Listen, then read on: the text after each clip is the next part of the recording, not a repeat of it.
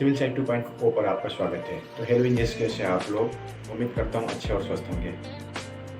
आज का टॉपिक मैं आपके लिए एक ऐसा टॉपिक लेकर आया हूँ जो हर एक इंजीनियर्स को पता होना ही चाहिए। जो नॉर्मली बेसिक शुरू से शुरू करते हैं उनको तो पता होना ही चाहिए। तो आज का टॉपिक है टाइप्स ऑफ बिल्डिंग, यानी भवन के कितने प्रकार होते हैं, इसको कितने टाइप में बांटा गया है, इसका क्लासिफिकेशन क्या है, कौन से वर्ग में कौन सा भवन आता है और इसका लेआउट कैसे करते हैं, फुटिंग का हो या राफ्ट का हो, इसका सेंटर मार्क कैसे किया जाता है, इसी के बारे में जानेंगे। तो फटाफट बिना टाइम बर्बाद किए हुए वीडियो को शुरू करते हैं। 1, 2, 3.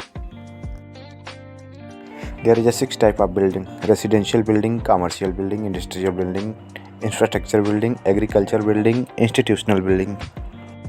हम जानेंगे रेसिडेंशियल बिल्डिंग के बारे में, यानी कि जो रहने के पर्पज़ से बनाया जाता है वो रेसिडेंशियल बिल्डिंग होता है। दूसरा जो है कमर्शियल बिल्डिंग, यानी जो बिल्डिंग बिजनेस के पर्पज़ से बनाया जाता है वो कमर्शियल बिल्डिंग के अंतर्गत आता है। जैसे कि कोई होटल हो गया या कोई मॉल हो गया, ऐसे बिल्डिंग सब कमर्शियल के अंतर्गत आते हैं। तीसरा है इंडस्ट्रियल बिल्डिंग। ऐसी बिल्डिंग जहाँ पर किसी वस्तु का निर्माण किया जाता है वो सब इंडस्ट्रियल बिल्डिंग के अंतर्गत आती हैं। जैसे कि कोई फैक्ट्री हो गया, जैसे स्टील फैक्ट्री है, धागे की फैक्ट्री है, कोई ऑयल फैक्ट्री है, ये सब इंडस्ट्रियल बिल्डिंग के अंतर्गत आती हैं। चौथा है इंफ्रास्ट्रक्चर बिल्डिंग। इसके अंतर्गत बड़े बड़े dam, highway, expressway, overbridge, airport आदि सब आते हैं।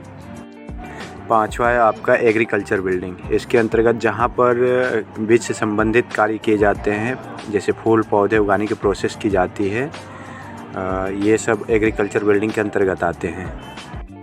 छठवां है इंस्टीट्यूशनल बिल्डिंग। ऐसे बिल्डिंग जो स्टडी के पर्पज़ से बनाए जाते हैं, जैसे स्कूल हुआ, कॉलेज हुआ, जिसमें स्टडी किया जाता है, ये सब इंस्टीट्यूशनल बिल्डिंग के अंतर्गत आती हैं।